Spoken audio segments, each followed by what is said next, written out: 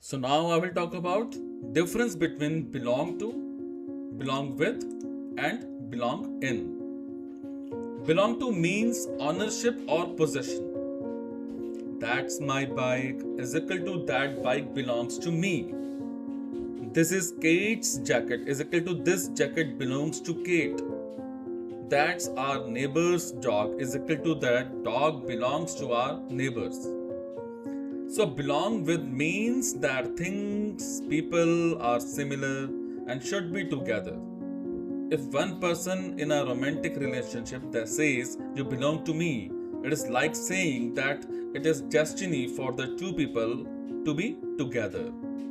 You can also use belong with or belong in for putting an object into a category with other similar objects. For example, that book about humans traveling to Mars doesn't belong in the history section. It belongs with the other science fiction books. So an object belongs in a category and belongs with other similar things. Is it? Thank you so much.